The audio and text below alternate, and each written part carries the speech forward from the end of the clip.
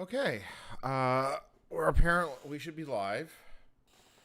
So I checked earlier today, and for those who are going to be watching this on VOD, there are two passes of the International Space Station coming up. One is in about 30 minutes, and then one's going to be an hour after that.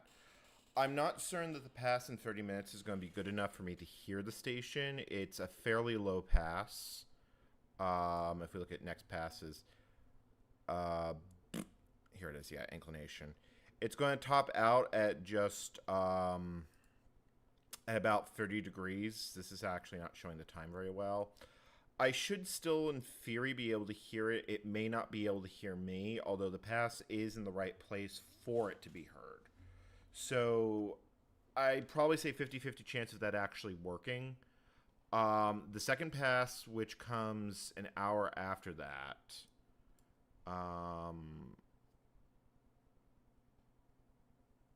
which can I show this in G-Predict? Yeah, here it is, future passes. Is a 62 inclination pass, and it's also to the north, which means I should almost certainly be able to work that one. And you can see there is a third one, and just a bit after that, an hour after that.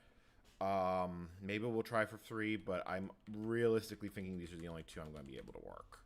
And the top one, I am not 100% sure I will be heard. Let me make sure we have up-to-date TLE files, because that will affect things.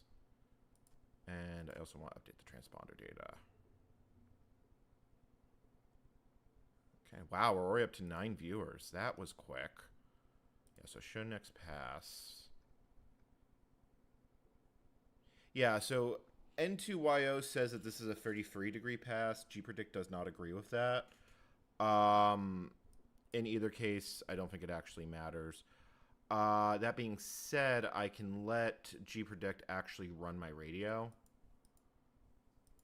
Yeah, so predict interfaces. Nope. You are going to do localhost. Oh, right. No, I forgot. That's a giant pain to get working. I'm not going to worry about that right now. So let me just confirm the radio frequency. I have that set correctly, and then I'm actually going to go check the radio just to make sure it is actually on that frequency band. Yeah, mode VV, APRS, 145.825, 145.825. And that's what DigiRig says we're running on. Let me go check the actual radio to make sure that's what it's actually on, because we've seen this fail before.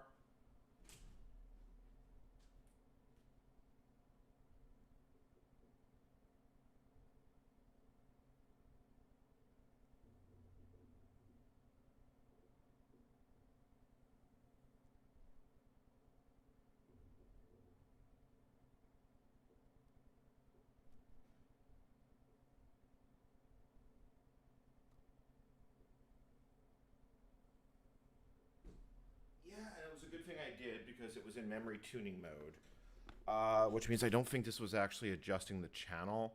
So let's put that back to where it actually needs to be. So 108, 105. One of these days, I'm just going to...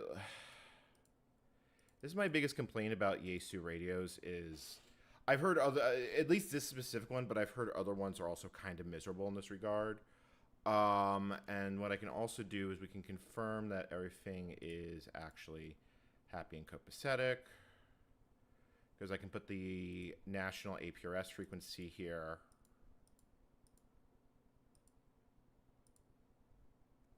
And we should start seeing decodes here in a moment.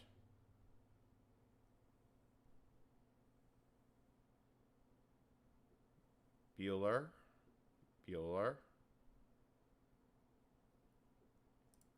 And this is why we check the setup. All right, let's get the audio stream going just so we can actually hear what's coming out of the radio. Yeah, that's happy. 144, 390. Why am I not hearing any packets?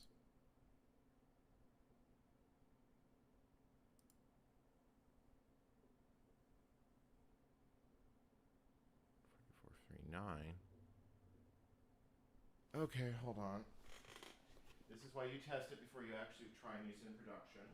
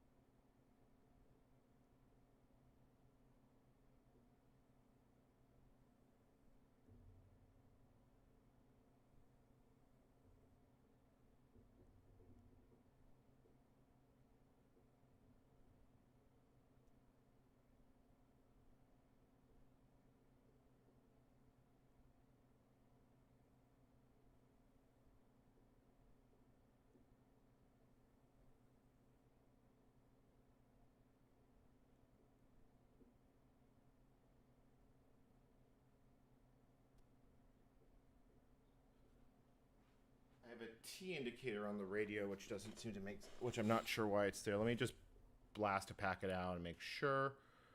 Let's clear the map. I did get X-Aster kind of working with Wayland. It really wasn't happy about it. All right, clear all stations. And then let's just configure what we're actually going to say here. Yeah, as you can see, it still has problems. And lags.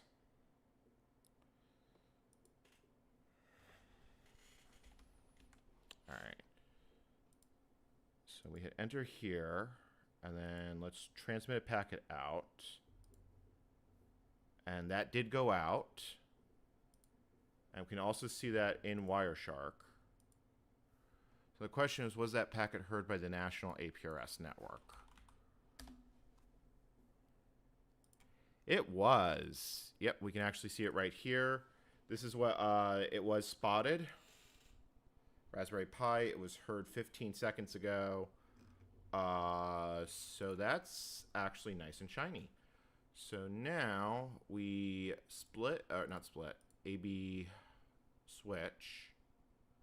So now it's on the other frequency band. We can now resave that. And I'm going to just turn on a handheld here to make sure we actually hear the packet coming out. Frequency mode 145 825. Menu squelch confirm. All right. Let's transmit a test packet here just to make sure everything is happy. Okay. That was me hearing it on a handheld radio. So we can now clear the map and wait.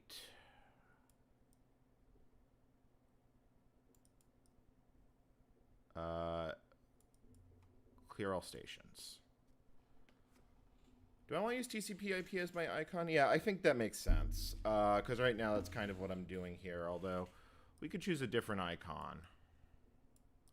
What I really need to do is I need to set up the beacons in Direwolf so I don't have to have X-Aster actually running all the time. Wow, this is flipping irritating. Screw it. It doesn't really matter. All right. So now that we know that's good. My mic is on, right? Like, folks are hearing... Okay, it's a little soft. Testing. Yeah, okay, there we go. All right.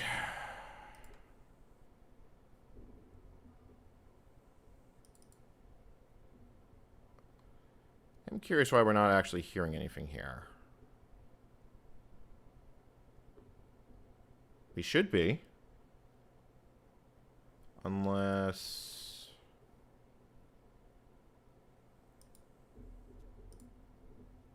Yeah, because we actually want to hear the input feed.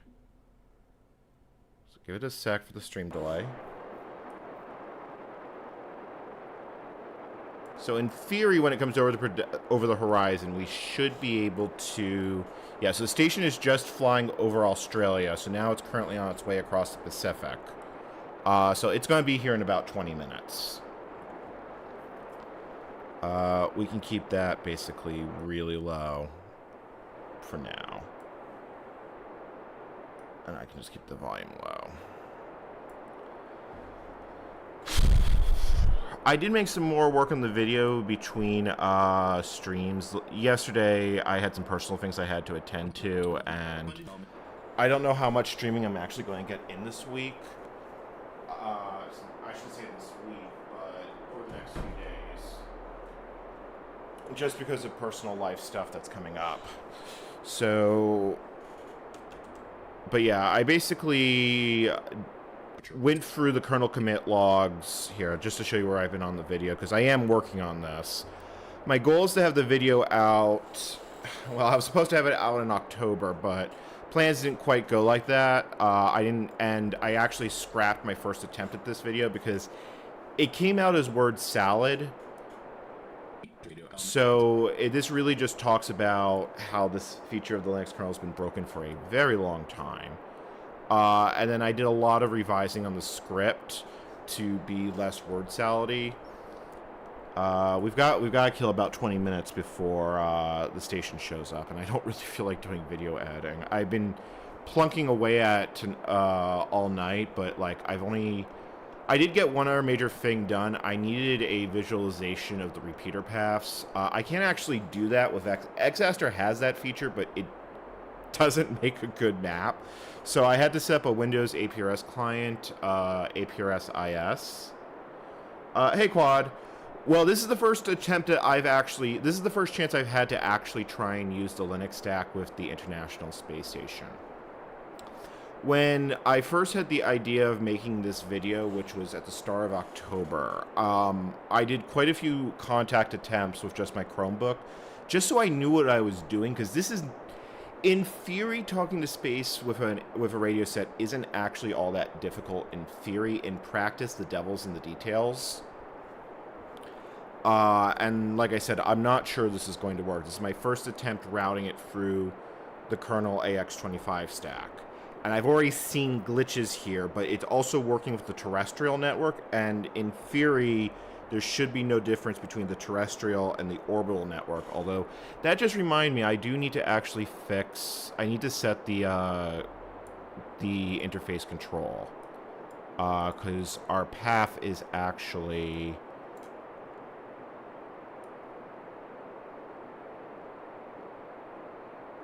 See, I don't know if I need to have wide 1.1 in the path. I might only need ARSS like that.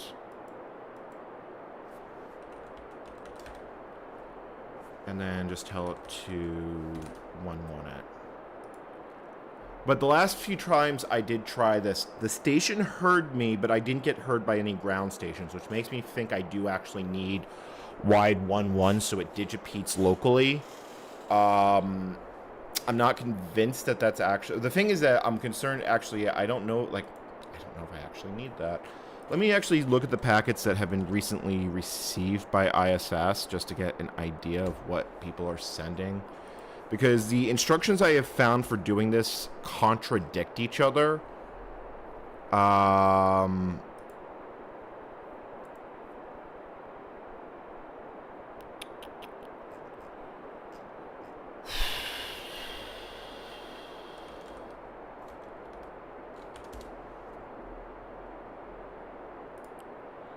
So the raw packets that are going in and out, if we take a look at what has recently been heard by the...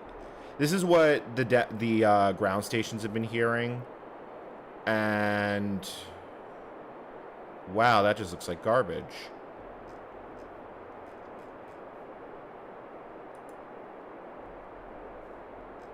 We do have a bunch of messages that basically get sent to it. But yeah, these are just basically all downlinks.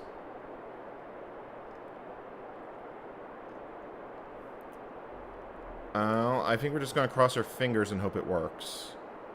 Well, it's a very old application. It's an old motif. Xaster, does it actually say when it was originally written?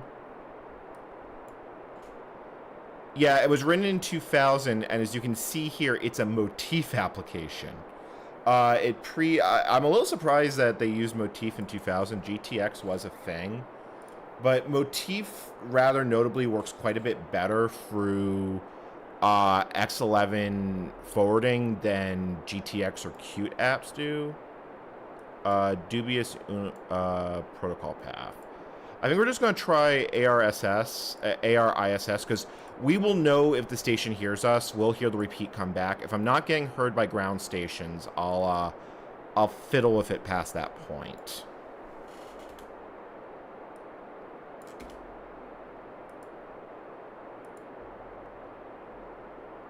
Okay. So let me do a transmit now.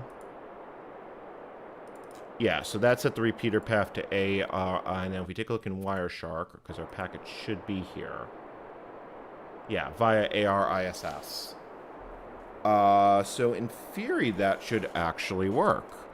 APRS, ISS, to repeater path. Like, let me see if anyone's got...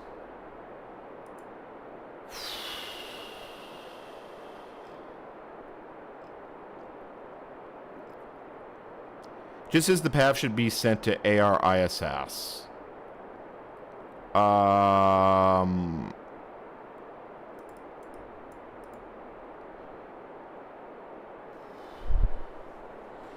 The biggest problem that we have is that my antenna is really kind of... The problem is I'm using a fixed 4-element dipole, 4-element log periodic for this. The plus side to this antenna is that it works great for terrestrial obligations. It's not great for satellite, although it does work. The biggest problem is that my antenna is fixed in one point and does not rotate. And the point that it's fixed at, if I draw a straight line, it generally points to the Pacific Ocean. It's not quite that way, so there's a good chance that there are no ground stations from when the station can hear me and when it goes back down to Earth. Although realistically, a better ground station should be able to track it and still hear it within the transmission envelope. Yeah, see, the station is about to cross the date line.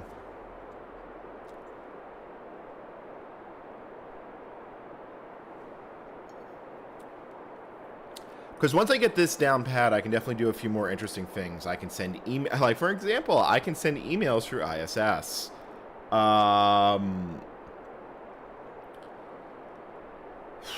My fingers are crossed that this will actually work. I'm not completely convinced that it will, but 12 minutes until it pops over the horizon. We should hear it once it gets under 20 degrees elevation, over 20 degrees.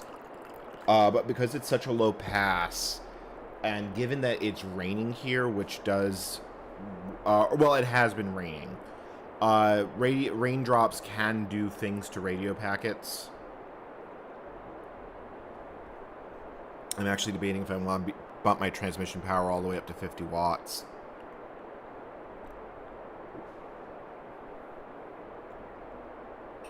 I don't think it makes that much of a difference. I mean, 25 watts, which is what I'm going to go check that.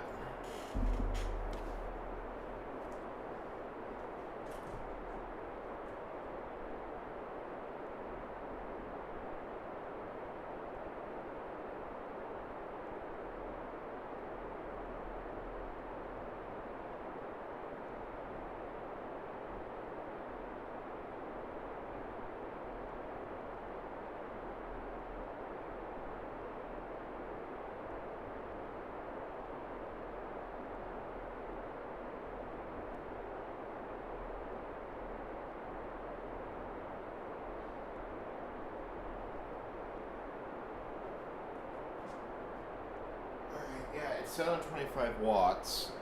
Whether or not that's going to be enough, it should be enough. If I can't, you can do this with a handheld radio and this antenna, and handheld radios top out about 10.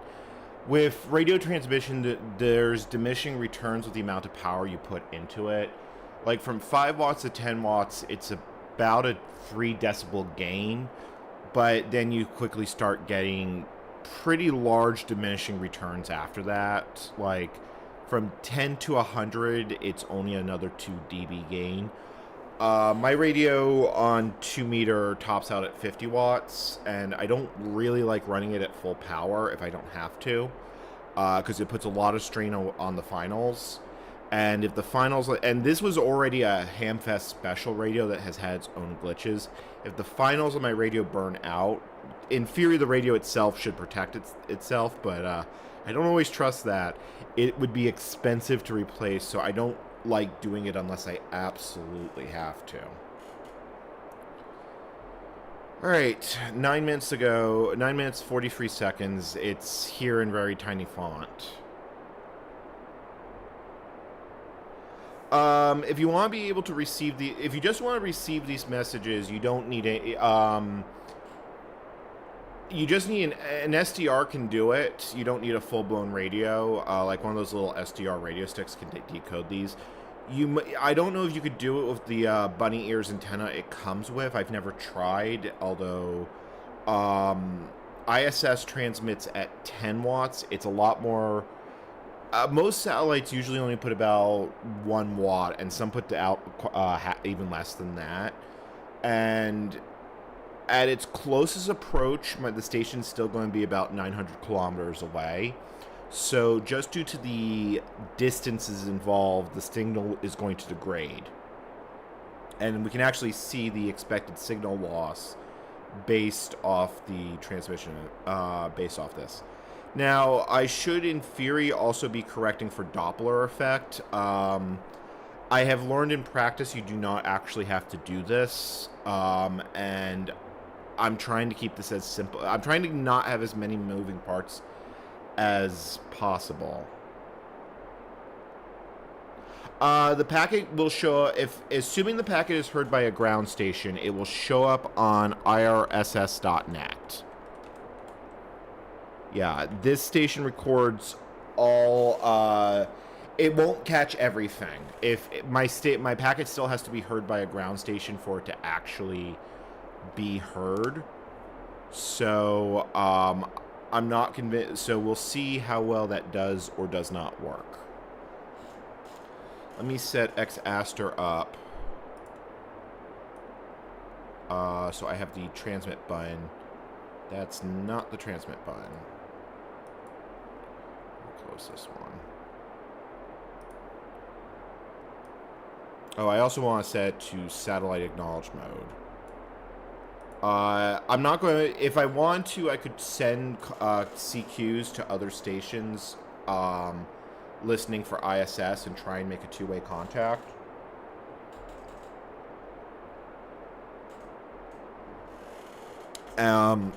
For this one, I may try that on the second pass if I actually hear anything.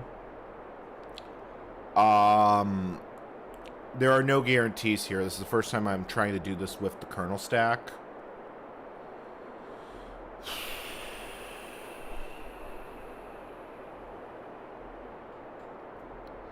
God, I'm actually nervous about this.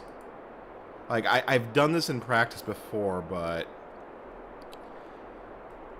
what's been really frustrating is that the digipeater's been down for most of October. It was working the first few days, then ISS reconfigured their radios to do slow scan television instead. And then they had the digipeater running for like for a week. But that week I was up in Vancouver. I only had my handheld radios. And where I was staying, I discovered that the building sucks the life out of RF frequency. So even if I had my base station, I don't think I would have been able to actually reach ISS. And then when I got back to Portland, the digipeater was off again. And I was like, oh, this is really fun. Yeah, in effect, the higher the frequency, the worse the worse the Doppler effect would be. The main reason it's not too much of an issue here is because this is still 1200 baud data, and the 1200 baud data doesn't take up the full bandwidth of an FM channel. So realistically, the station will still hear it and still should be able to decode it despite the Doppler shift, and that has worked for me in practice. You can actually see here that gpredict estimates that the station is about 2 megahertz higher than what the published frequency actually is. We'll start the audio that we're hearing. I have it very low right now. We'll start hearing the beep beep or well, it won't be beeps, but the blasts of data as ISS comes over the horizon. We should start hearing it at about 10 degrees elevation. And then if we actually look at the packet, I shouldn't have that running. That's frig. Did I really leave that running? That's APRS FI. I was making an info diagram of... you know what? We can actually clear this map, because this map might actually look a lot nicer. And we can actually try and send it through... Yeah, let's clear stations here. Clear all stations. It clears the stations, but it doesn't get rid of the repeater path. Clear path.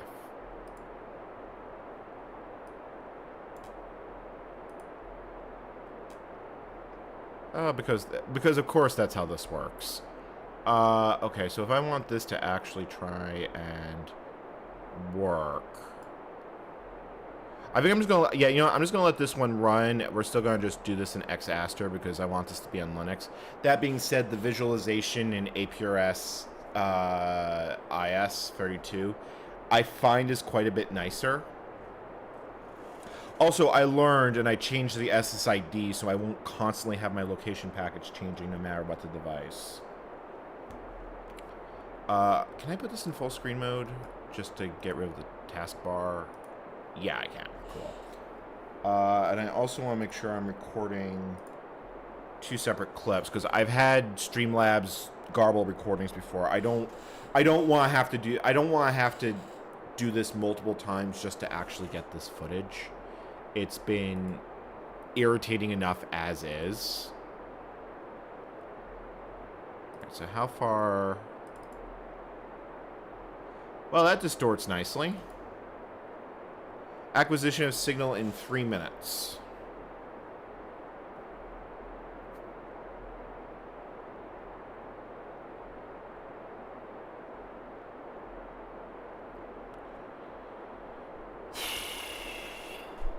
So when the station's right about here is when I should hear it the best. My antenna can hear quite a bit better than what it can transmit. It's just how Yagi and log periodics work. They focus the transmissions, but they have much louder envelopes for hearing than not. It's AFK 1200. It's just standard APRS packets going into space. Okay. 2 minutes.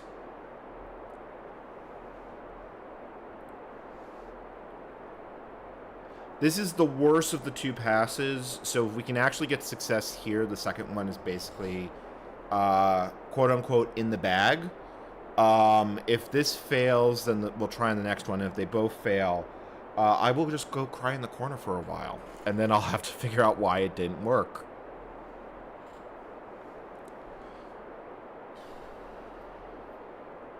Alright, so the station is... Let's actually put this on top so we can see... Can I not pin this to stay on top? I feel like Wayland has... I feel like a lot of things in Wayland just don't work. Right. You also can see how much that lags. Alright, so let's zoom out.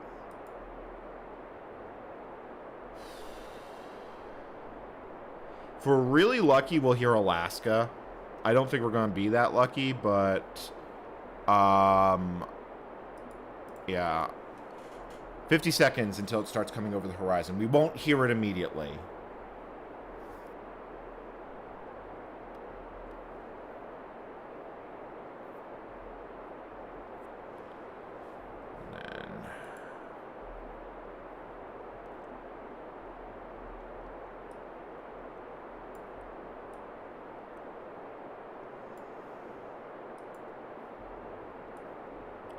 We can look at the map after we make contact, because I can read the packets basically in real time. 18 seconds until it comes over the horizon. Let me just see what A2.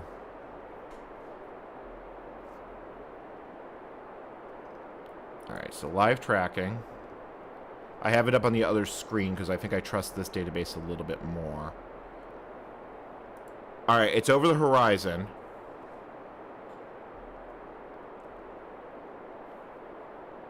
Thought I just heard something. Let me turn that up. Elevation. It has to get to an elevation of at least 15 degrees before I'm going to hear it.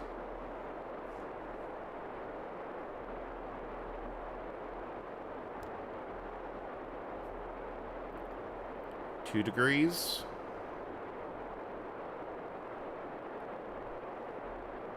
3 degrees. Or 2.5.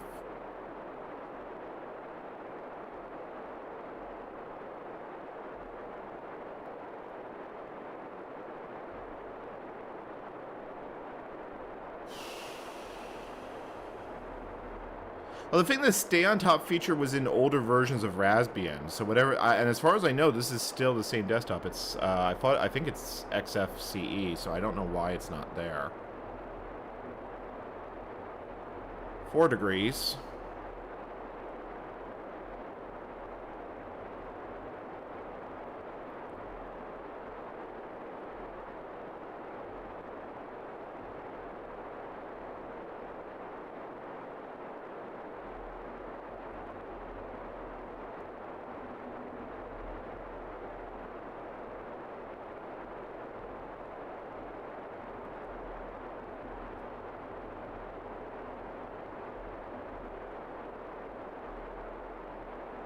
Seven.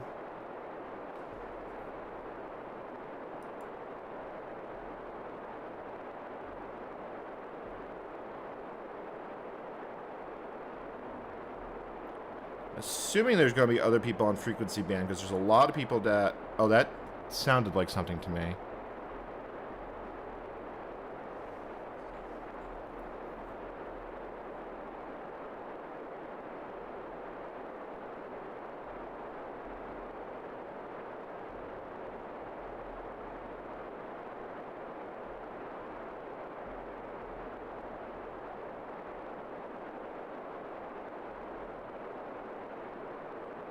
11 degrees.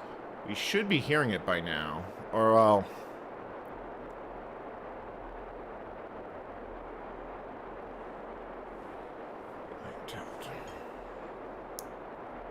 Frequency mode.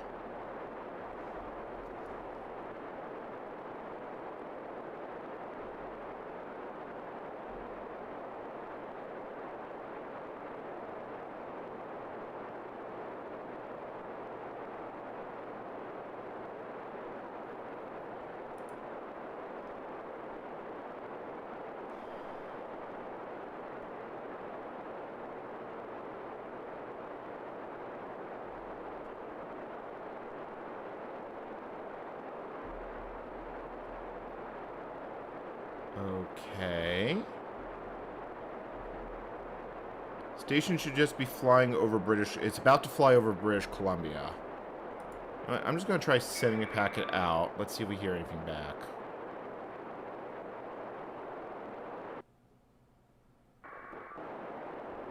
That was a packet. That wasn't clear enough to decode, but we did actually hear a packet. Or that may have just been my packet.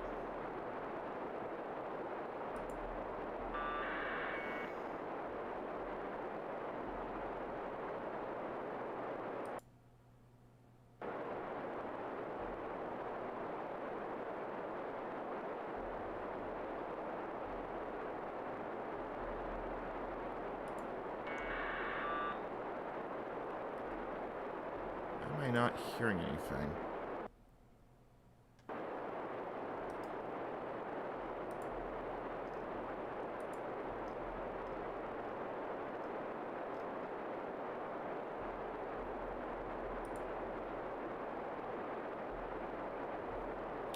I should be hearing it.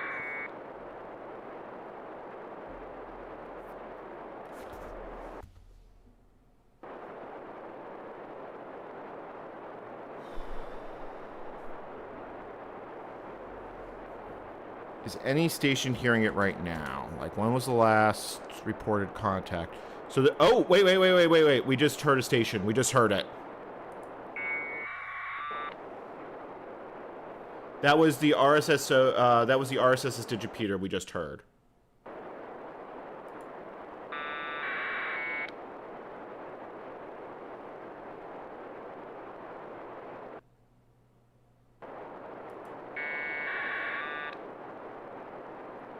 So we did hear it, but it didn't hear us. It didn't hear us. The pass must have been too low.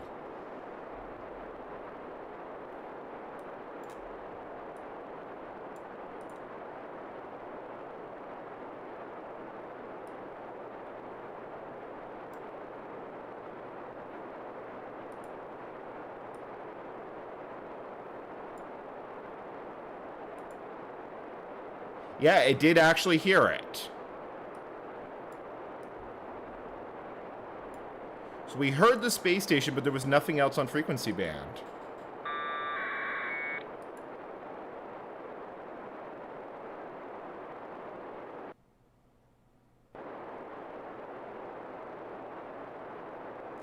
Okay, well that's promising at least. Did I get spot credit for this?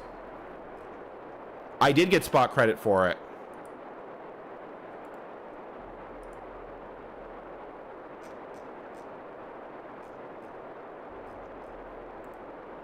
Yeah, if you actually look on ARSS.net, my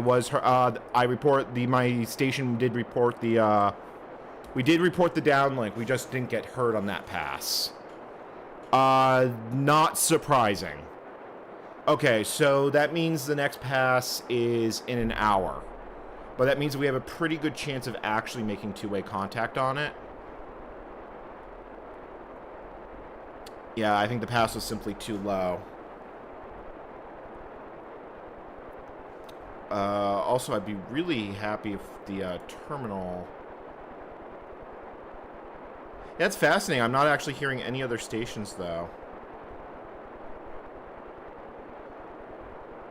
Either no one is transmitting to ISS, and given how much the digipeater has been down, I'm not exactly surprised. But if we look here on IRSS.net, I was spotted. Which means that my station did hear it, and then...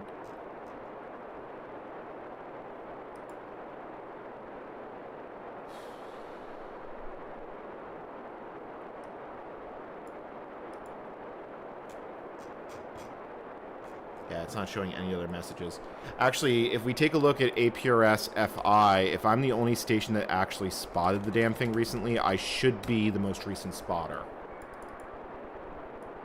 Oh, I just heard another packet go through. Yeah, it's unlikely to hear me at that point. If we look at here... Stations that heard directly by... Yep, there I am. So, I was able to... I heard the downlink. We were able to... We actually can see here the... telemetry is almost 2 years old. RIP. Is it on this map at all? I believe it'll be at 00 if it's going to show up on this map at all. Ooh, wow, that's taking its sweet time. Because it's probably got to load more of the map file.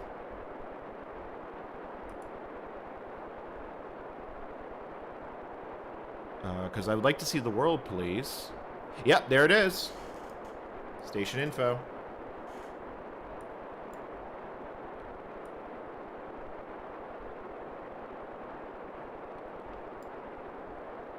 That's still cool to see, even if it didn't actually work.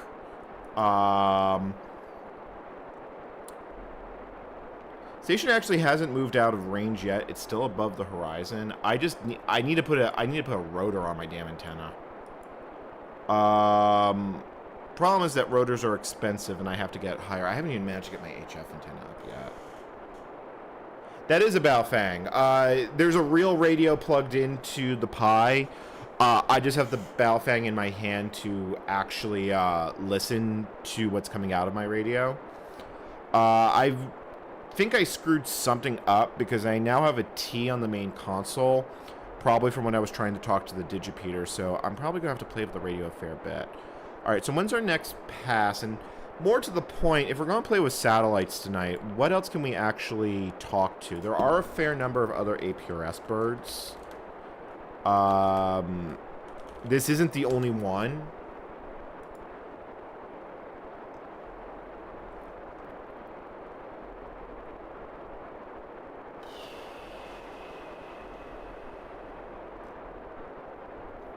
Yeah, so here's the full list of FM frequencies. I can send more than this, but this is also pretty easy. Oh, wow. I didn't know that. The Chinese space station is actually on their way to install an amateur radio station. Once that's up and running, we can actually contact it. I forget which other birds actually have... Activated by schedule.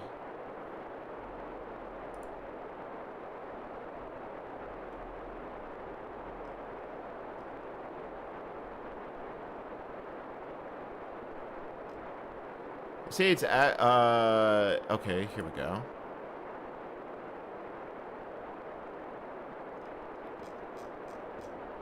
Well, that's a useful tracker.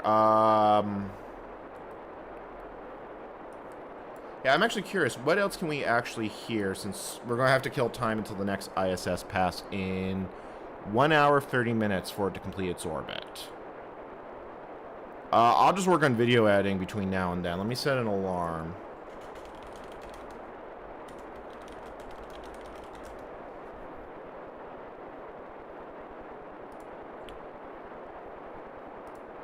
Okay.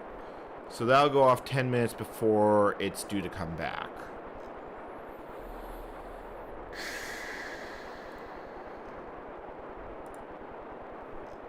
APRS satellite resources, but I'm pretty sure all of those...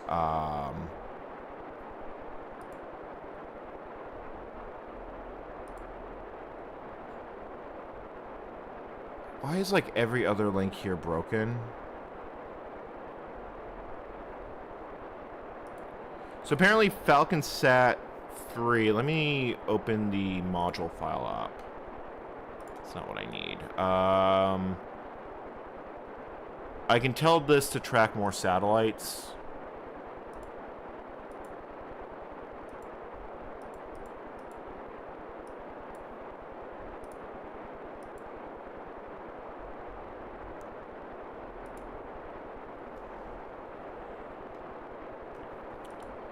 Let's see here. FalconSat.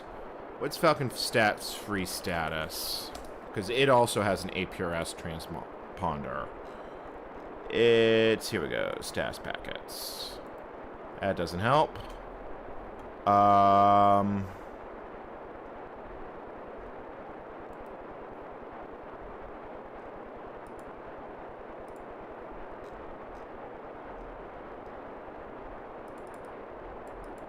Nope, it decayed from orbit last year, so can't use it.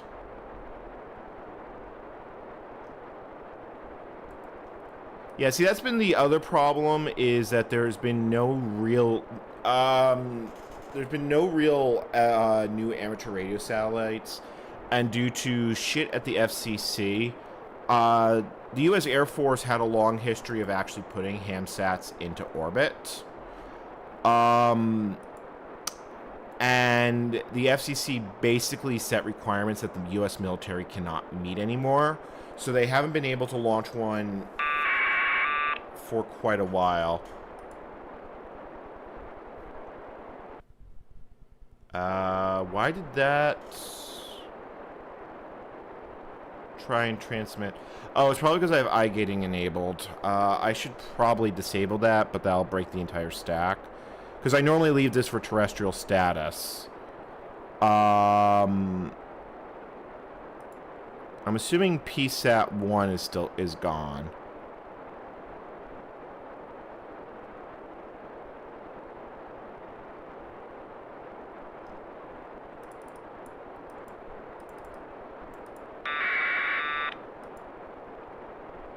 Yeah, okay. I think I actually do need to shut that down. That's kind of irritating. So, Control C, that's going to shut down, yeah, all of that. That being said, I am going to save this packet log.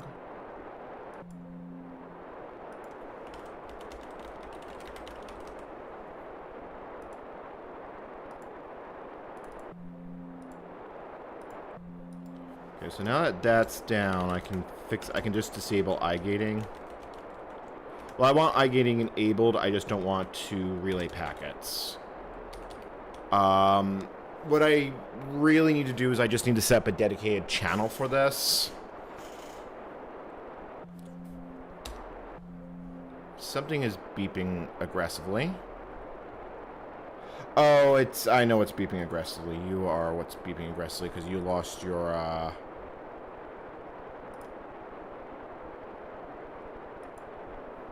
yeah. We'll just throw that over there. Okay. So now that that's there, we just need to... You're on 12.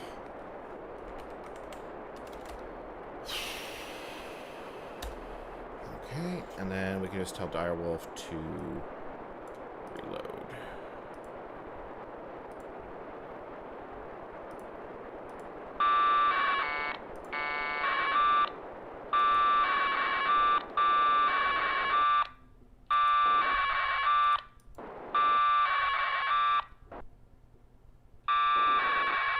Oh, stop.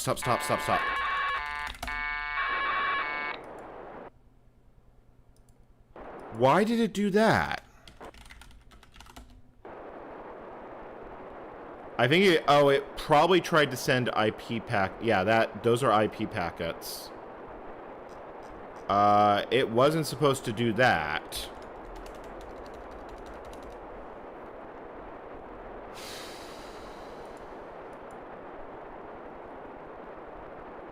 Alright, so if I put the interface back up, I don't think I need the actual interface up because that's not what X-Aster connects to. So if we go back to, let me switch, I'm going to actually switch the frequency on the rig directly.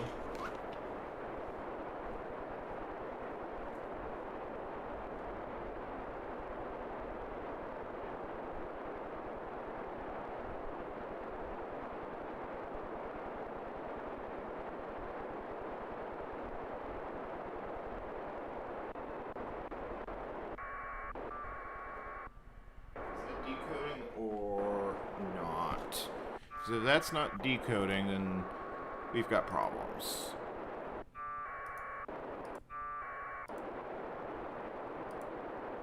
Yeah, no, that's fine. Alright, let me switch it back.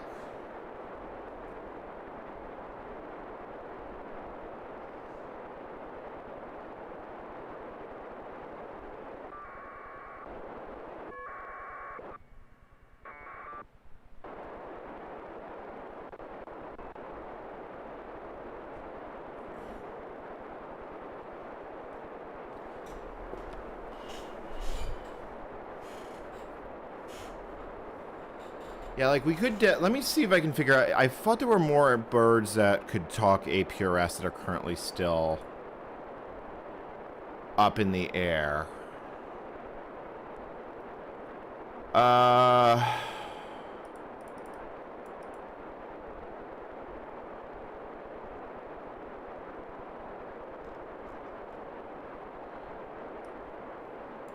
Yeah, so here's amateur radio satellite. So what is actually even, like, working? Assuming I can even figure that out.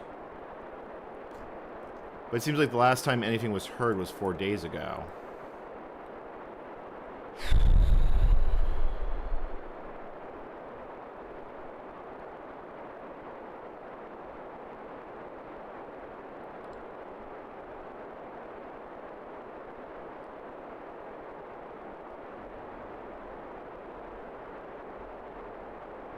Yeah, I think this page is out of date.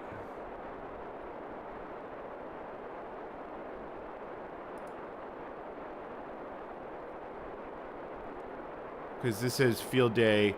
Unfortunately, WB4APR, who is the guy that made APRS, passed away. I think he passed away last year, maybe 2 years ago. So there is apparently a past predictor here that for when the next satellite goes by. Yeah, of course. That you know, that could have been a risky click because that could have been squad by, I don't know, a porn thing or anything.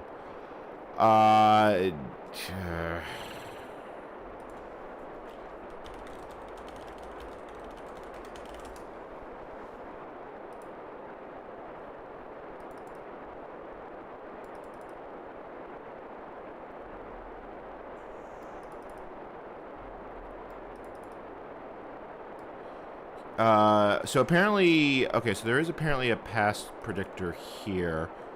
Do you have active satellites? And then there's a spreadsheet, which... Did that download a file or not? Nope, didn't download a file, just basically... This is... Every time I've ever done anything with satellites and amateur radio, I feel like I'm dealing with lots of old and outdated information. Here we go. N2YO's amateur radio satellite passes. And sooner or later, it will actually load up. So here's everything it says that is a functional satellite.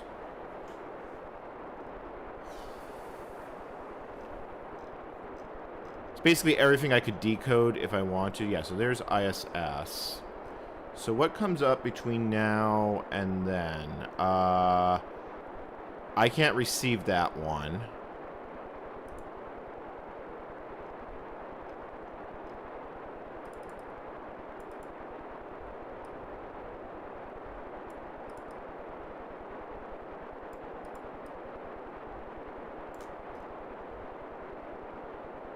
This one we will hear... Oh, this one's actually in a polar orbit.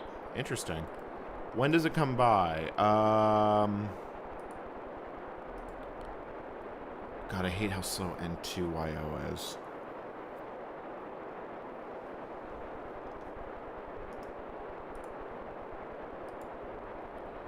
They also have a bunch of predictions for other satellites.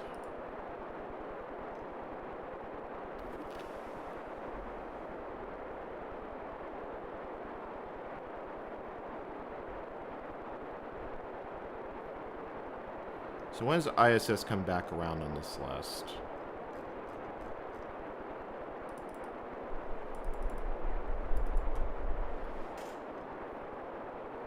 Because we definitely could listen to some of the beacons.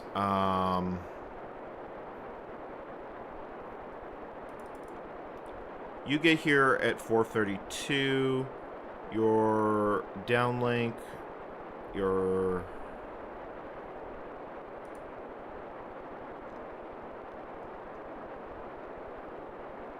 Yeah, I'm unlikely to hear that. Also, I just realized I should always open this in a new tab. Although, apparently this uses something called Digitalker. So I don't think it's standard packet radio. How about you? Do I have a realistic chance of hearing this one?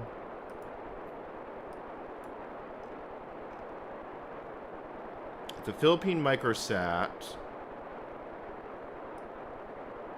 You are transmitting what? Amateur radio payload.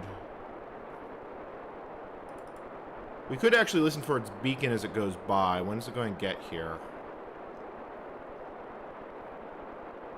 It's about to get here. So you know what? Why don't we see if we can hear its beacon? Let me switch the radio to manual tune mode.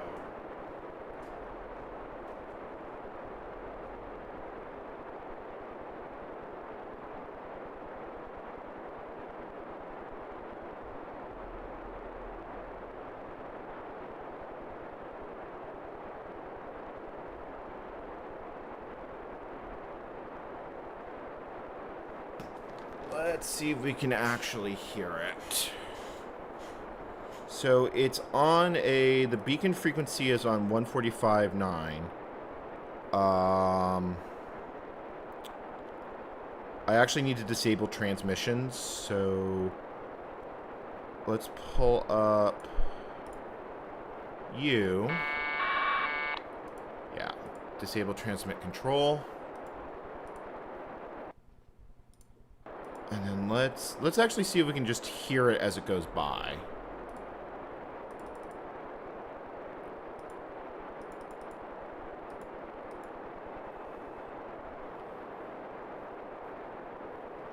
Because if we can hear it, I can work it at a later point. Although, obviously, this isn't using the Linux kernel AX.25 stack. Alright. Can we get 10-day? Yes, let's track this one. Let's see if we can hear it.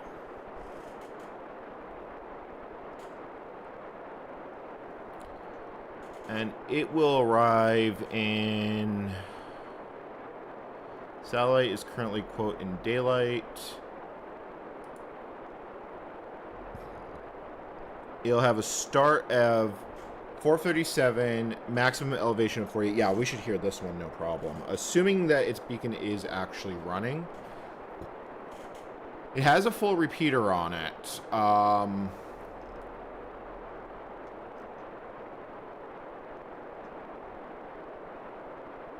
So this will, yeah, so this will be here in about 10 minutes. So it'll be here, yeah, 10 minutes, give or take.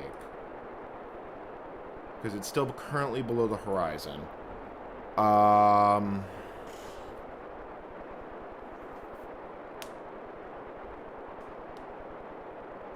What's wrong with your TMD 700, Tom? Sorry, I'm neglecting chat. I should make sure not to do that. I'm going to use the facilities while we wait for sounds to go by.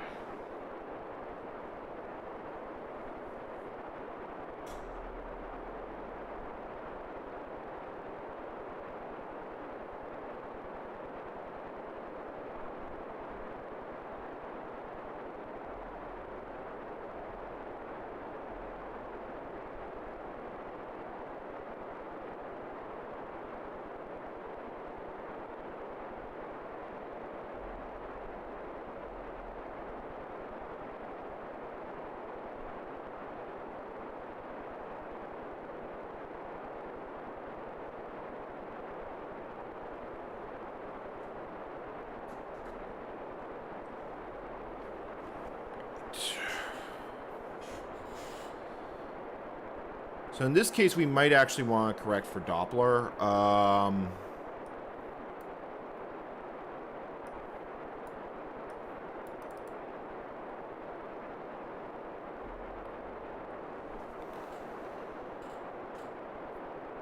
Well, we'll see what happens. If I put this in G-Predict, most of these I just want to kind of get rid of. I don't ever try and work these birds. So, oh, of course, you don't even know what the satellite is. Yeah, you don't actually know what that satellite is. That's... I just did that. FO-29 is flying by. I don't know what's on that one.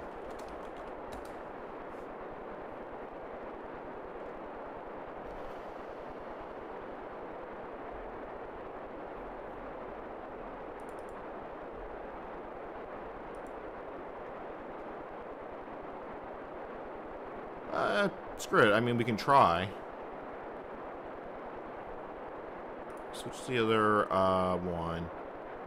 430 mode. And...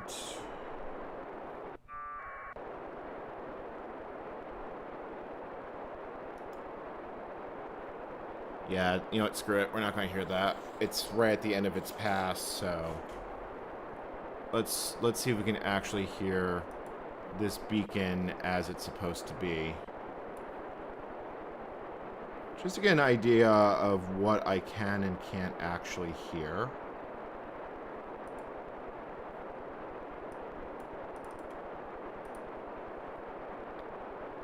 Okay, so this is where it is.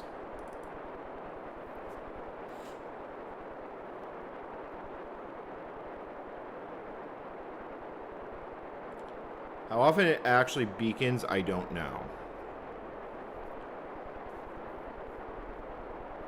According to the page on it, we should also hear the repeater downlink on this frequency. But I don't see any sort of instructions on how you actually work this bird.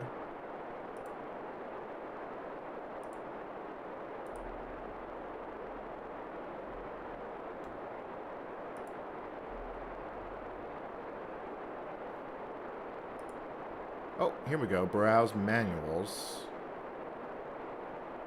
Oh, here it is. Amateur radio utilization manual for this one. This tells you exactly how to use the satellite. Oh, it does support APRS. What does it say about its frequency?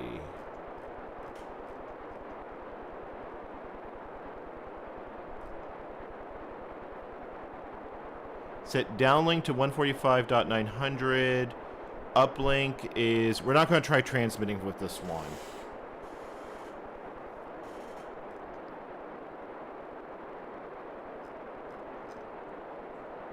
I wonder if the DigiP, they just do it all on the same frequency band.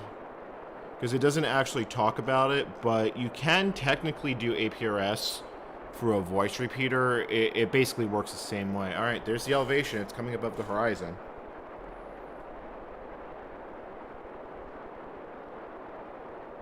I really question how many people actually listen to this satellite.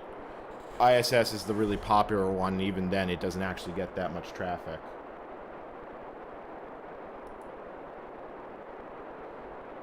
So given where it actually is, given the way this orbital path is going, we'll probably hear it about here if we're going to hear it.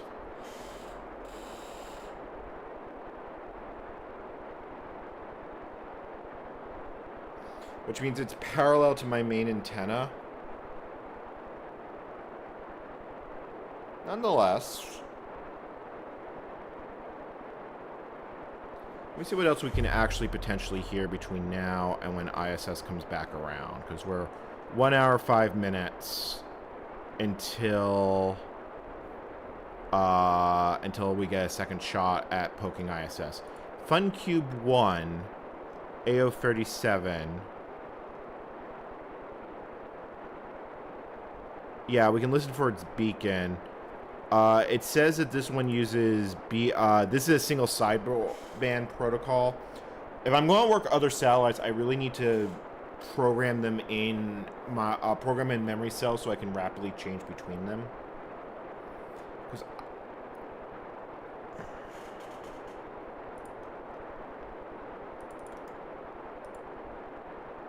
Yeah, because I don't even know how I can generate binary phase shift keying.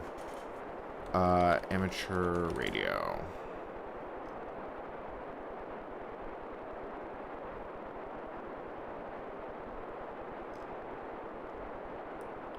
Oh, that's PSK31, is what that is. I actually do have the software to do that. Again, we'll just listen for the beacon frequency, because once I know what I can and can't hear, I can realistically try making additional contact modes.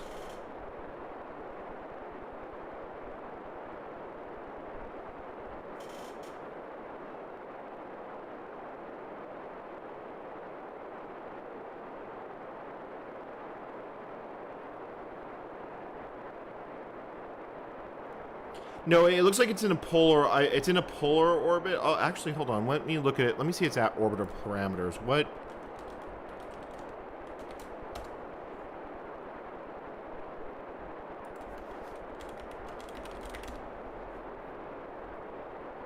It's actually it is slightly retrograde. It's on an inclination of 97.9 degrees. So we heard ISS about 20.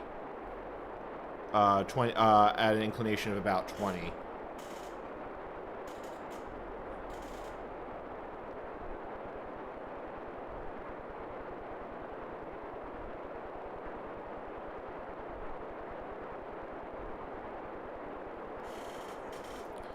Satellite's also moved into Earth's shadow, but should be okay.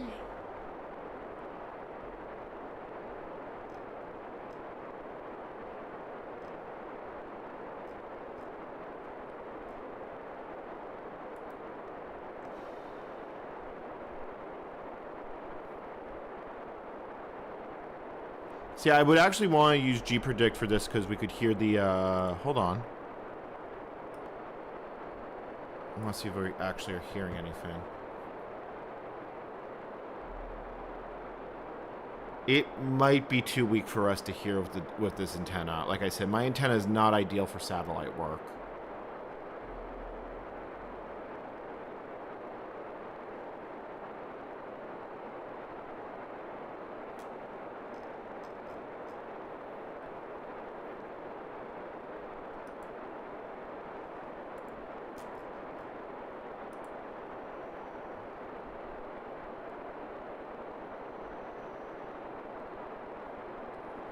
So mode is FM tone, although it has an asterisk on FM tone, which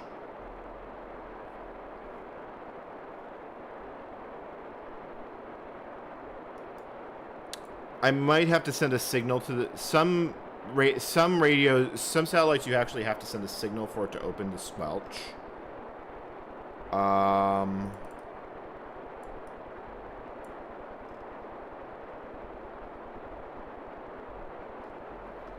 I mean, this one had a manual page for it.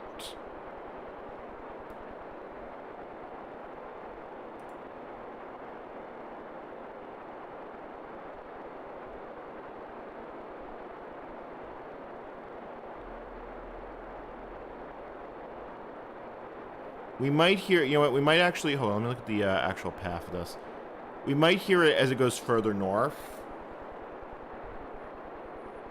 But that's also assuming it's beaconing. Yeah, it's already reached max elevation.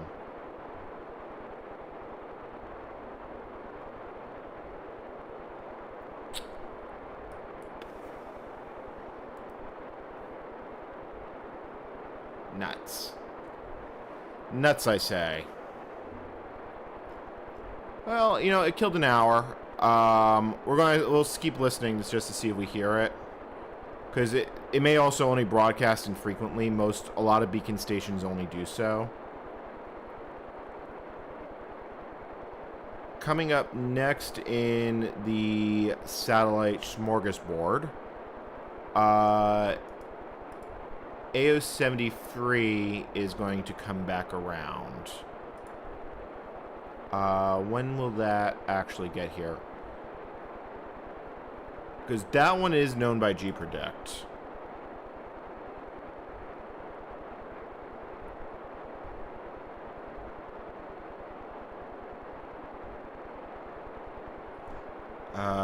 Okay, hold on. Where is my VNC client? So we want to try this one, AX.25.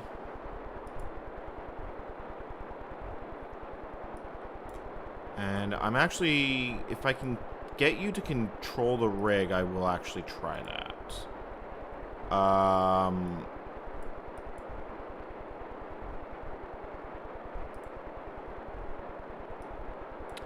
See, the last time I tried that, though, it did not work because FL Rig and G-Predict use two different protocols for talking to stuff, which, you know, of course is irritating.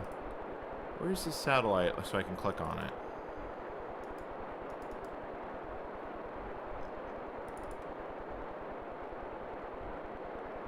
Oh, there it is. Alright, so transponders. So if I want to listen to the beacon, so we want to go to 8150, and we want mode CW.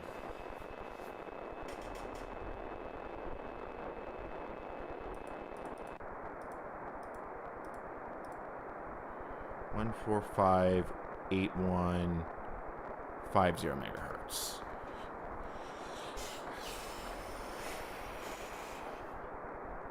Could also try and decode the telemetry if we can actually hear the beacon. Do I have FL Digi installed? I do not. I can grab that real quick while we wait.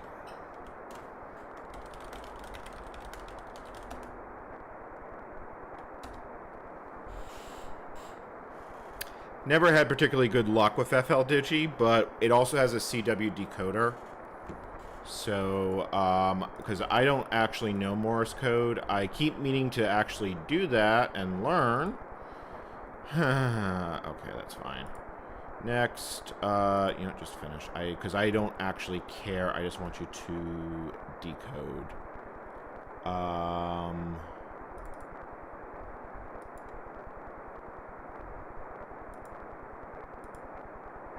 CW.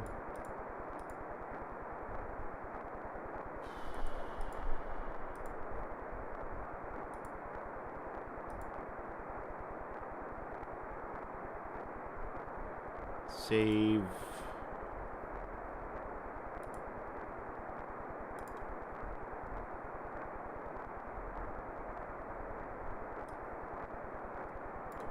All right, 18 seconds until this one comes above the horizon.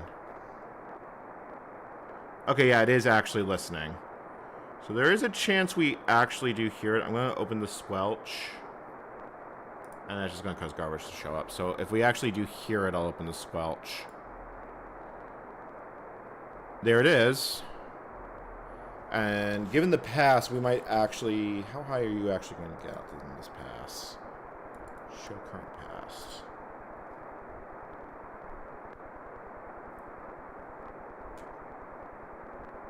Yeah, I should hear this one loud and clear. And if I don't, it tells me something's more seriously wrong with my setup.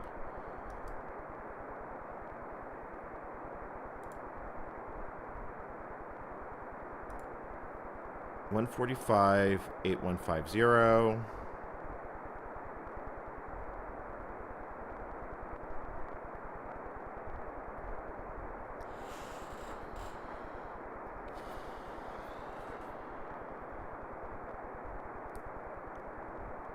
I've never actually tried listening for the beacon on these birds. I mean, we heard RSO ISS earlier, so obviously the setup is at least partially working. I think this is just pathetic antenna. But we'll see.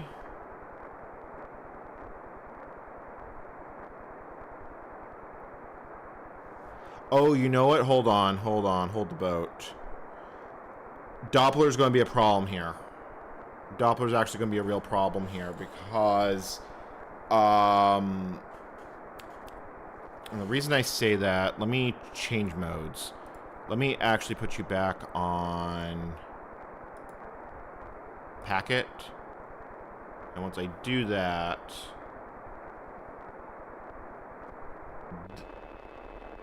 the feed here should change. The reason we're doing that, see, I see a very faint signal here.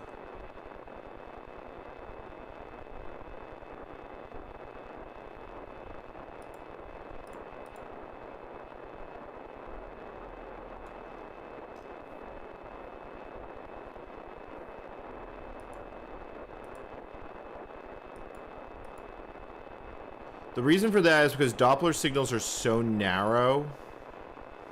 Or sorry, CW signals are so narrow, they will actually care about Doppler shift.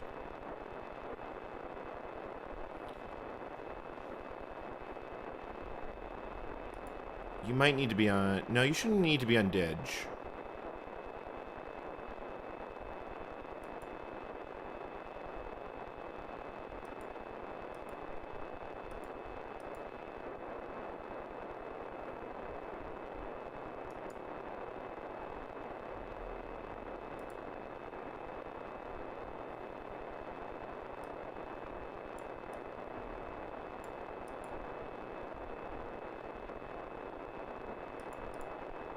Yeah, it's hearing like weak CW. It's hearing noise, but I don't think that's actual anything. And this being a linear transponder, it's not the easiest thing in the world to work. The other thing we could try is we could try listening for the PSK35 downlink.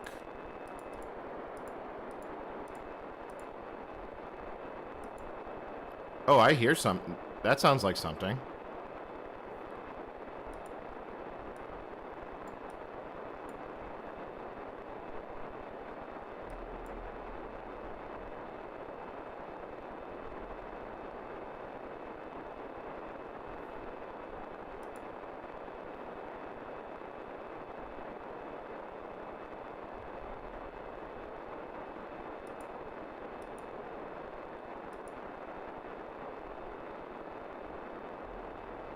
You are currently... What's your inclination currently at? Yeah, I should be hearing this.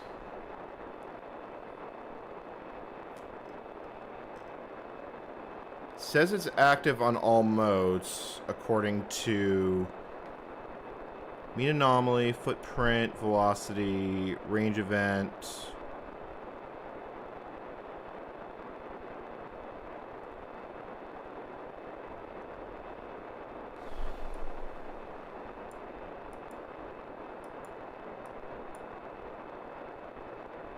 Yeah, it's not even at max elevation. I should...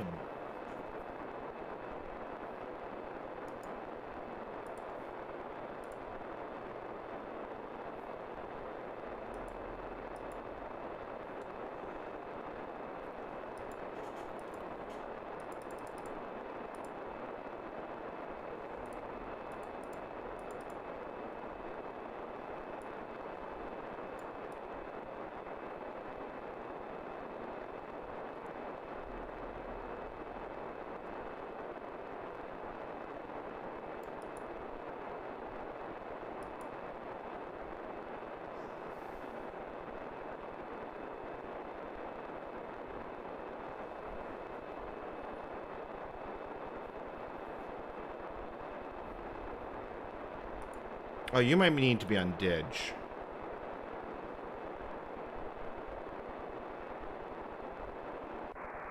Oh! Oh, that definitely sounds different.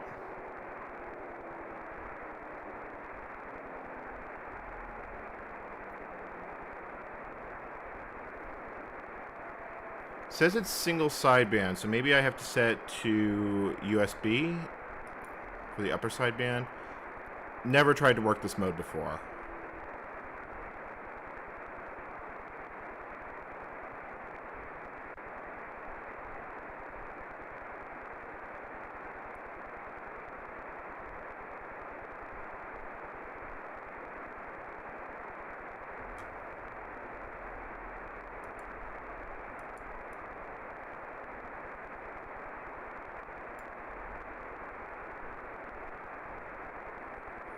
My guess is the signal's too weak for my dipole, for my antenna to hear. Because, like I said, my antenna is not optimized for this use case. Unless I listen to the linear transponder and get lucky. Which we can try.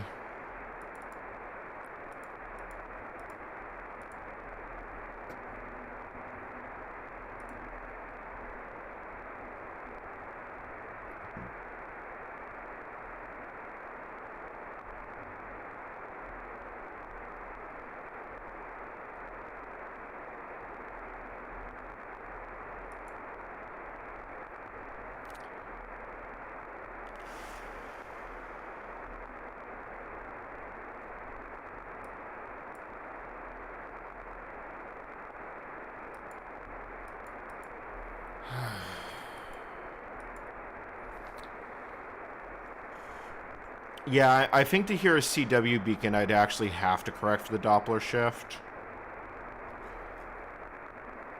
48 minutes until ISS comes back around. Okay. What's coming up next, just so we can actually... I don't know, I really want a success here.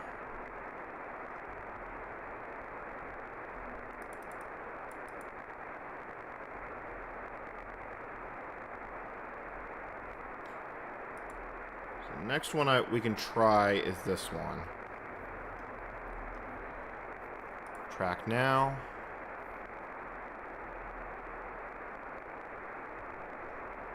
Actually, this one we should actually be able to hear like this second. Okay, hold on. That being said, last time we tried 430. Come on.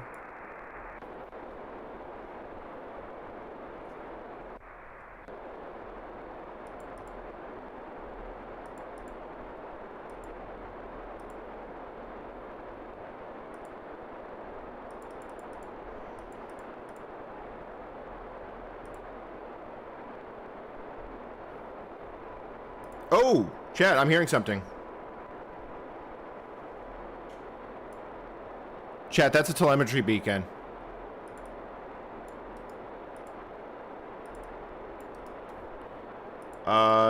Does Digi know how to actually operate this mode? It's called Tubex. I have no idea how I decode this. That's a radio signal. That is an actual radio signal we're hearing.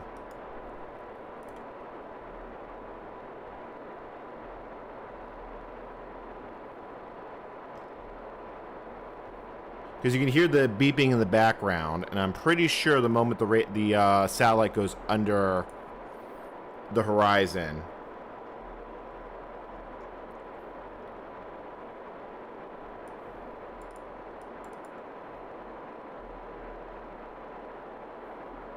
Yeah, we'll probably hear it cut off sometime in the next bit.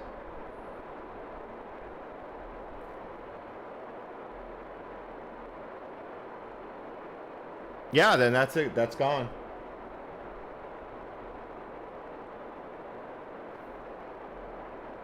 Or maybe not. Like, I hear the... If you just listen carefully, YouTube... You know, I'm just going to silence myself, so chat...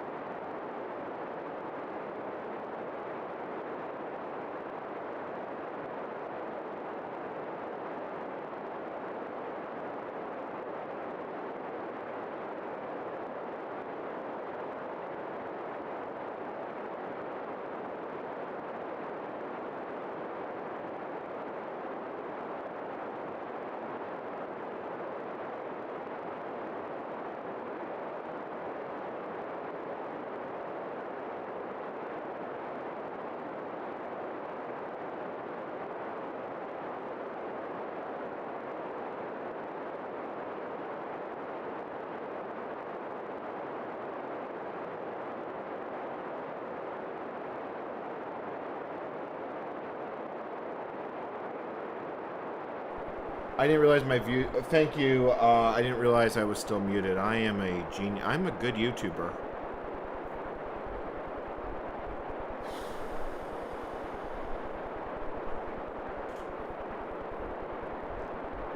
Yeah, I've actually been talking here, trying to work other satellites, and it's just been kind of a mess.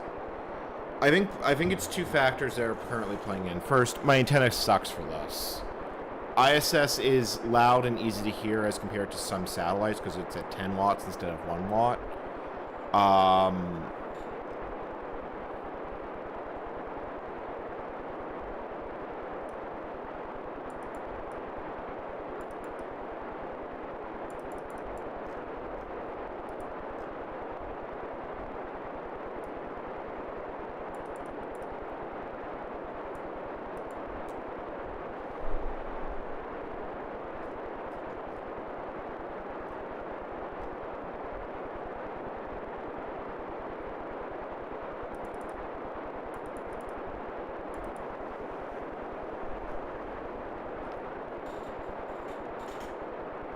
Like, I actually having a dedicated satellite antenna might actually not be a bad idea because my main antenna is fixed, and because it's fixed, it basically works really nicely.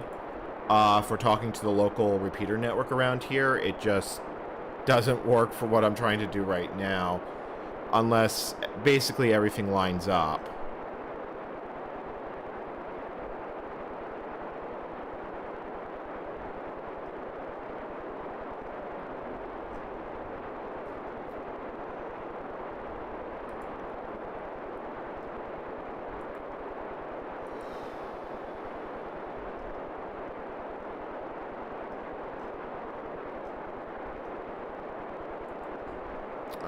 How long until ISS actually gets here? 16 minutes.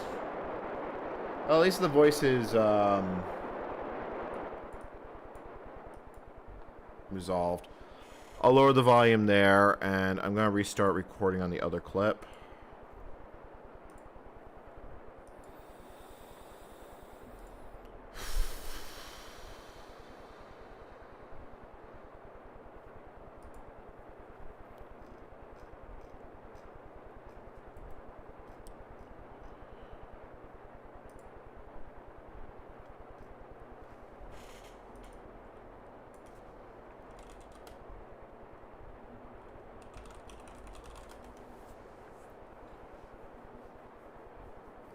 Ooh.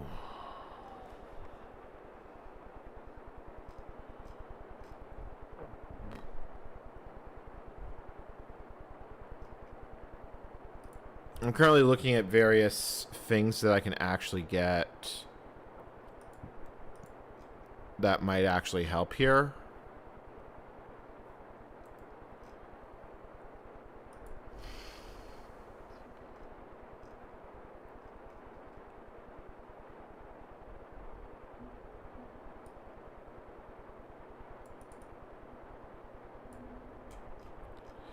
So this talks about the 21 centimeter band.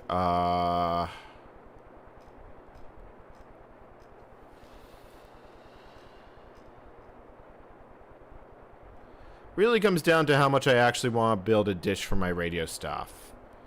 That being said, a dish might do a lot of things where other things fail. Because a dish would actually have even higher gain than the Yagi. But I'm going to be really put out if this doesn't work. Yeah, that's correct. 8.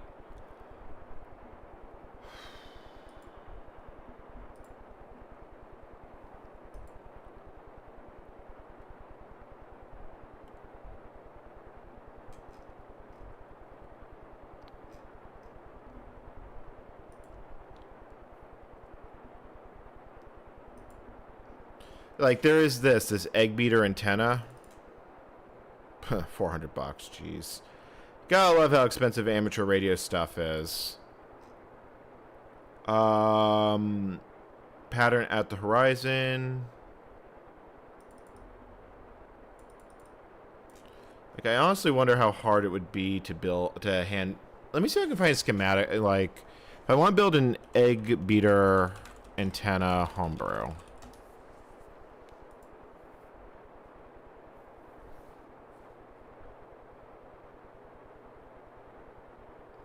Wow, that's an ancient website.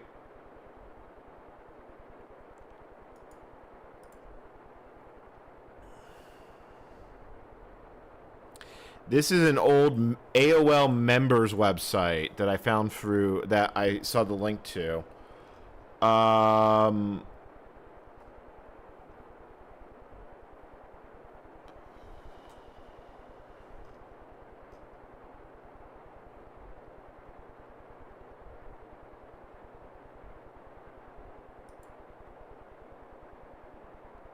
Yeah, of course not. Why would that work?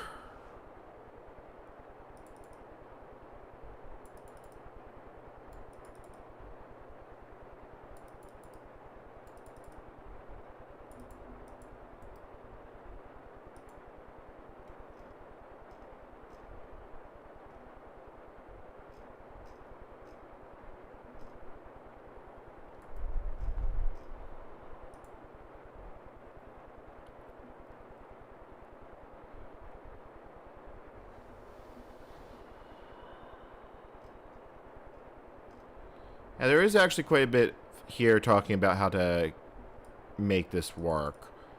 3D printable, yeah, so this wants a 3D, I could invest, in a 3D, printer.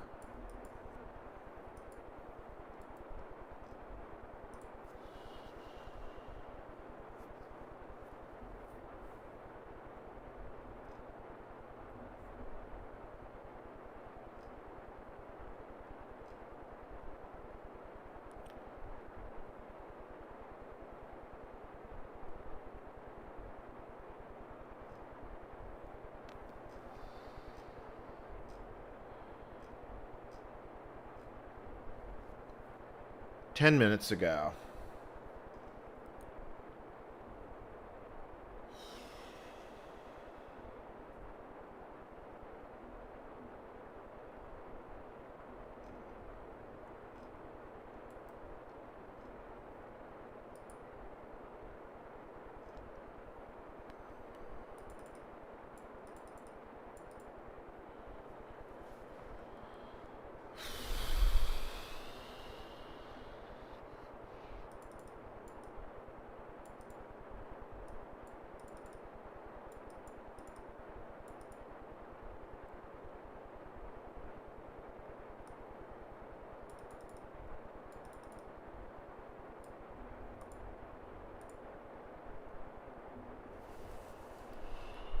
I hate how many broken links I'm finding, trying to actually figure out.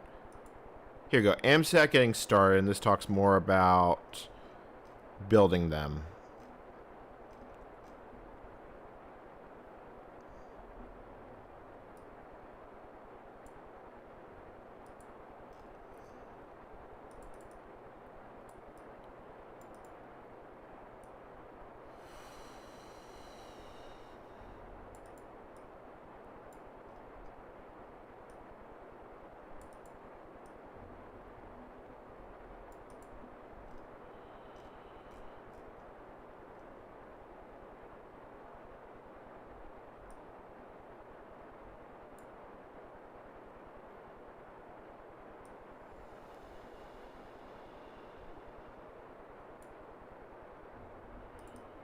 So quadrifilter helix antenna.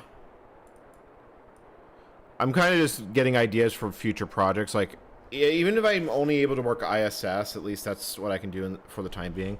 Yeah, still got another 7 minutes until it actually gets here.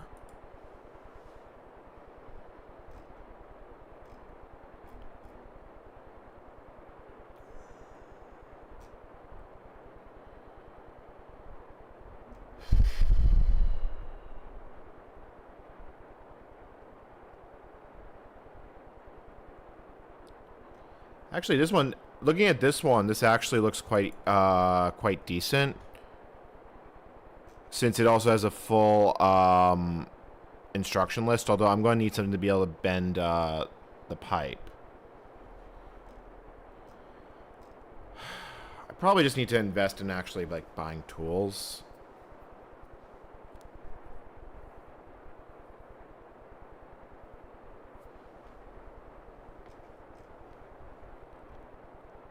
One thing to learn.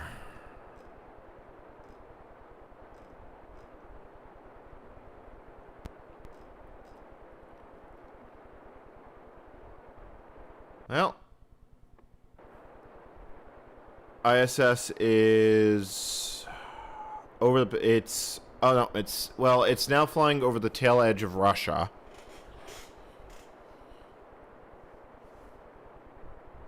I forget what the name of that peninsula is.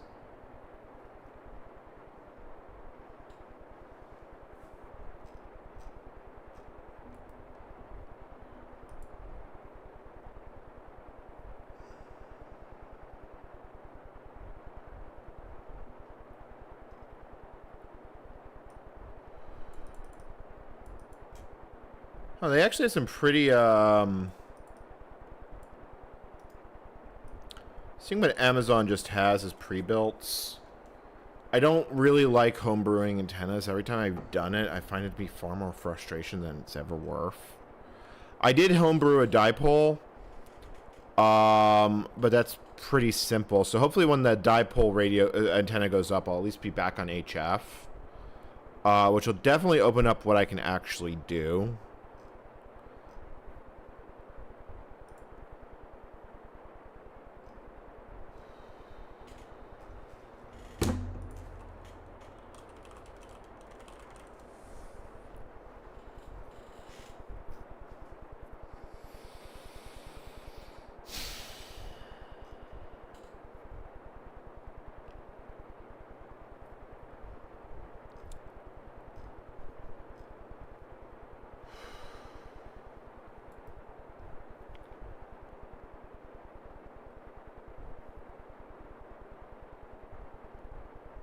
Five minutes, 20 seconds.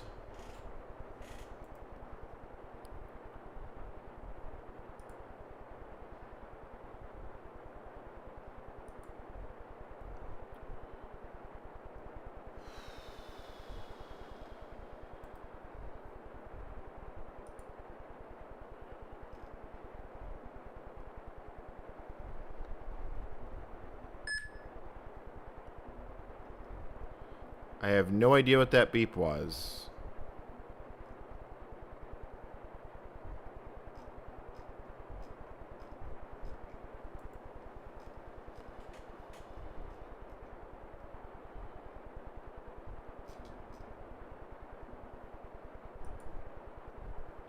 This is one talking about decoding NOAA satellites. So SDR, transmit.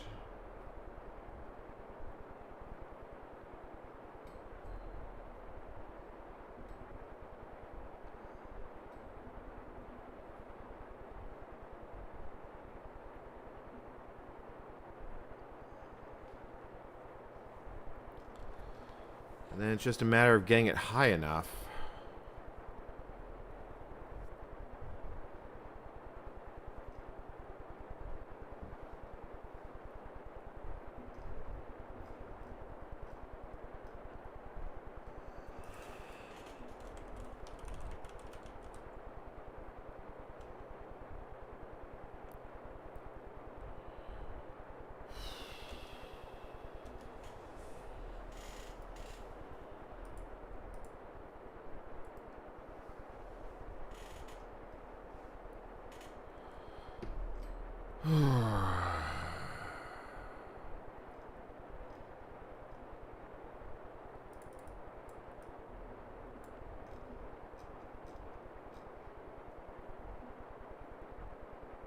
Three minutes.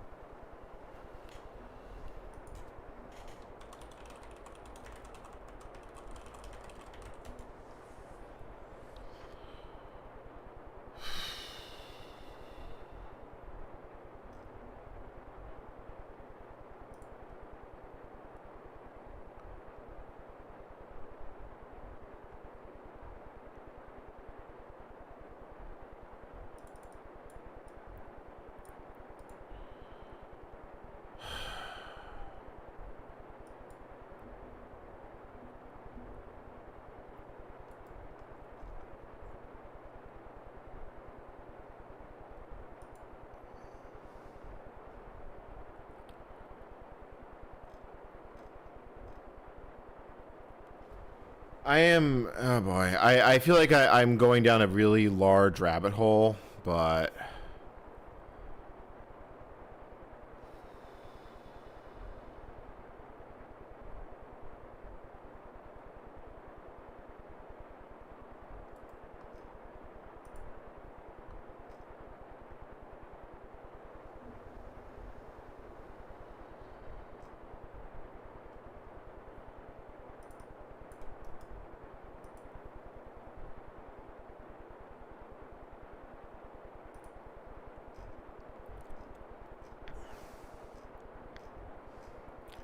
yeah, I mean, actually, this does actually look pretty straightforward to build. I think I finally found one that I like. So I am going to bookmark this page, and this is going to be a project for a later day.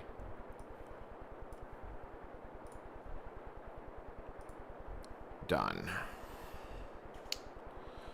Because if nothing else, I should be able to stick it on the car and then just put the car on a mountain, and that's how I could work satellites that way from the comfort of Hotel Prius. $40.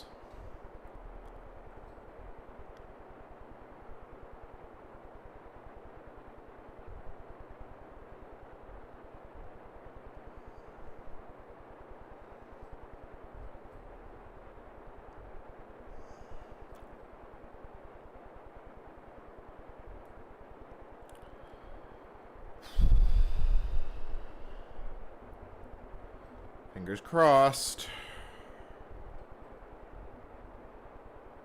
11, 10, 9, 8, 7, 6, 5, 4, 3, 2, 1.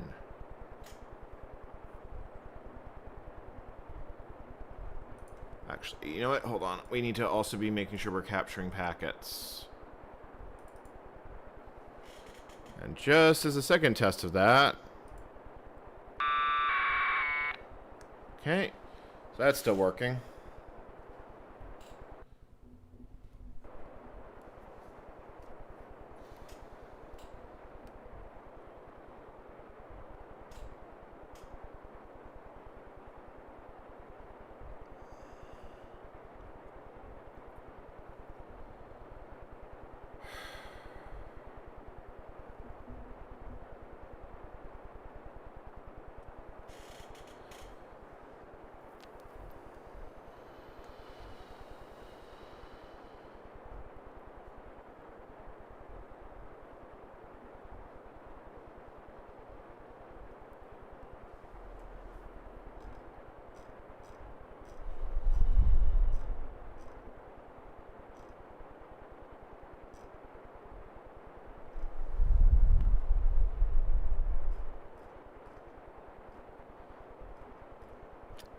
All right, 6 degrees elevation.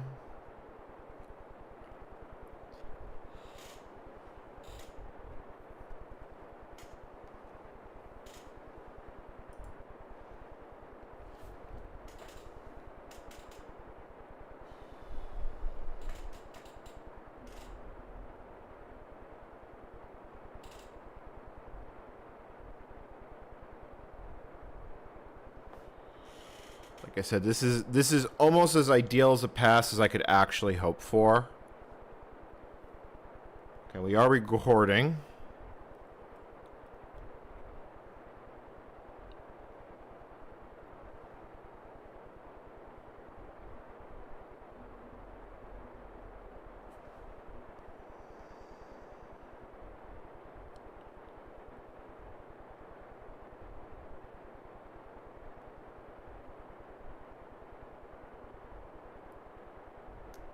Elevation's 12.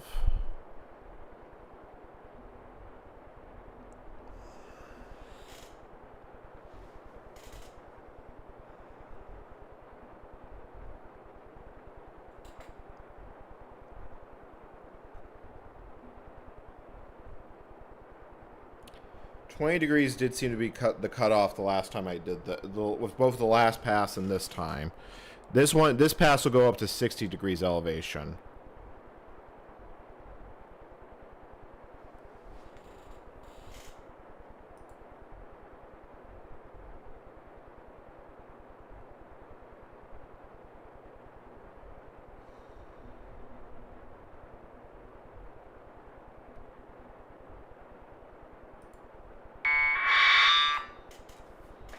Sorry, that's going to be a bit loud.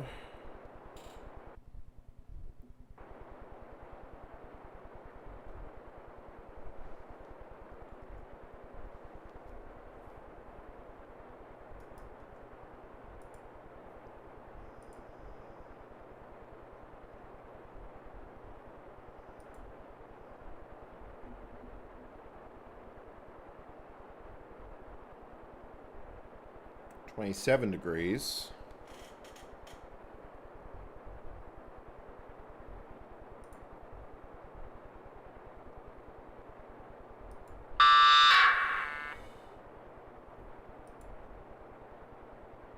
And packet's definitely going out. Frequency mode. So why am I not hearing it? Oh wait. I just heard packets.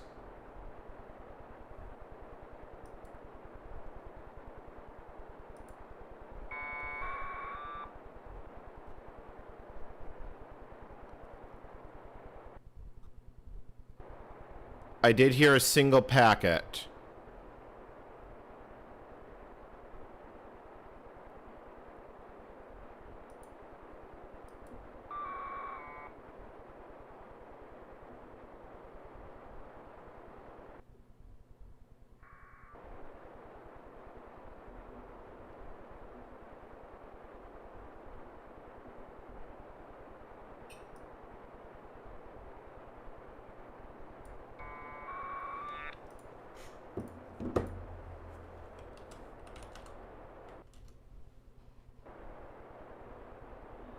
Station was heard 1 minute ago, so it should be transmitting, but it just moved out my line of sight of the horizon.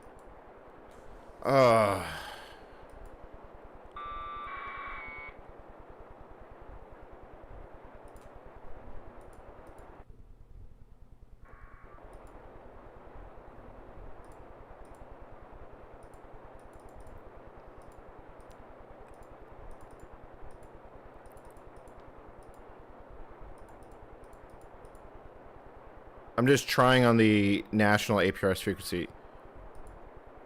Yeah, that works. So if we go back to the ISS frequency.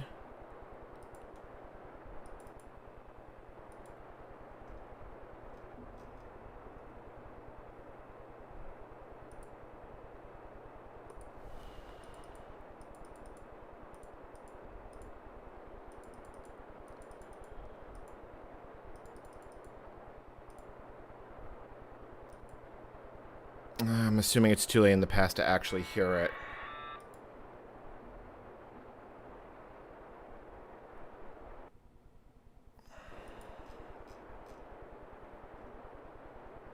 Oh, wait a minute, wait. KD2JRT actually was heard. Second packet was received by ISS.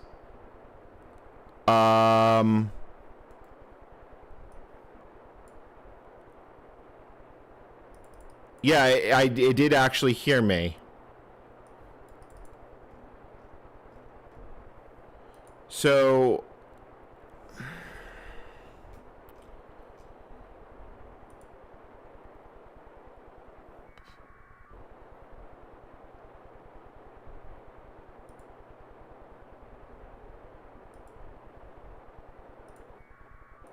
Yeah, those are packets coming in that I'm not transmitting.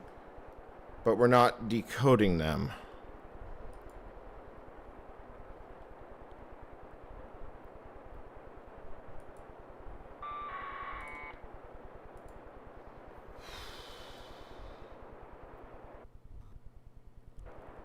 Yeah, I was heard.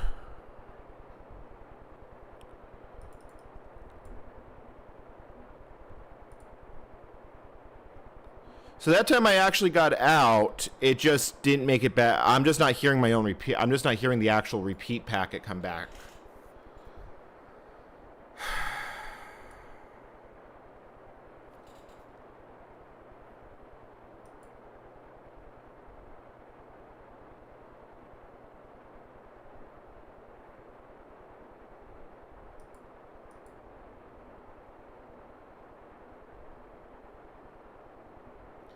I'm not sure what to do about this because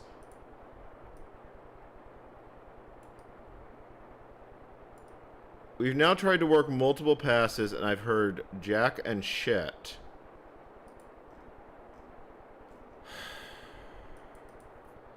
When do I get the next passes of ISS? Because at this point, I just... Yeah, 10-day prediction notices. All passes.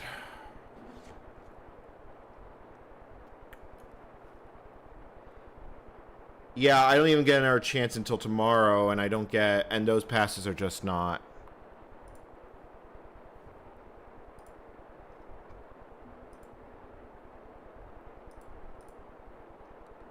Okay, I get another chance at this tomorrow. It is possible that the station was a little bit too close to my antenna, but the fact that I can't hear it is concerning. We only managed to hear,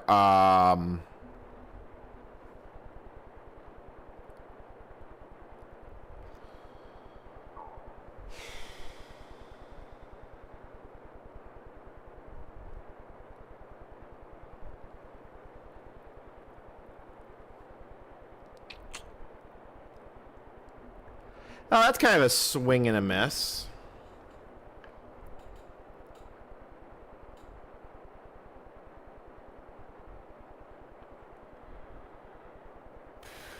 Yeah, I'm looking at the pass. I'm looking at the passes right now.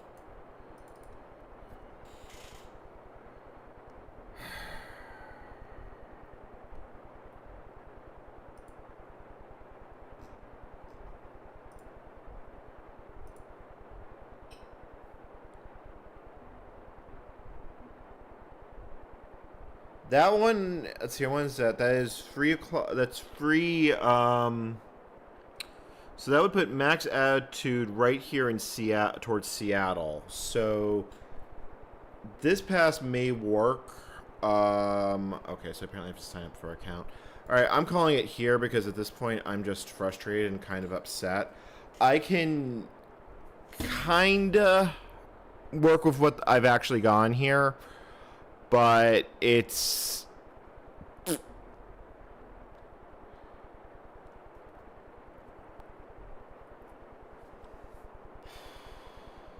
Yeah, alright, I'm going to end it here.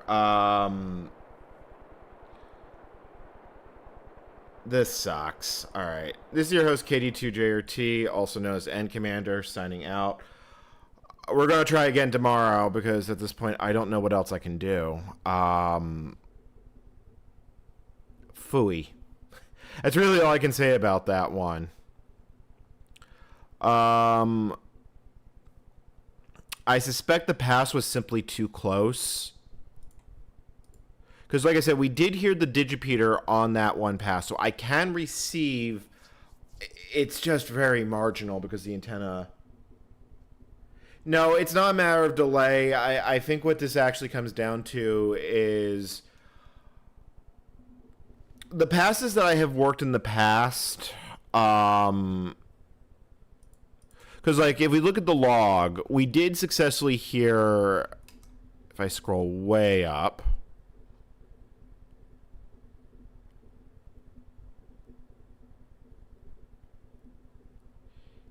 yeah, see, we did actually hear the station right here, but the station didn't hear me. Conversely, on this pass... If I pull up the find you, actually, hold on. If I pull up APRS-FI, yeah, you actually can see it right here. I was heard. I was successfully heard. I mean, it's good enough. Because look, you can see last pass KD2JRT via RSO ISS, and then it was received through this ground station. So I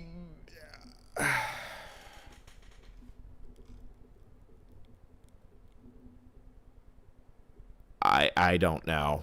I really don't know. I technically did get it to work.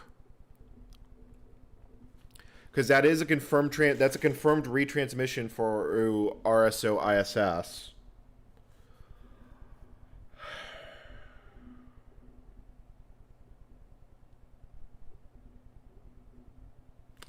Let me make sure I take a screenshot of this, just because I could still actually use this. I will have to modify my script to confirm that I was heard through RSO SSS.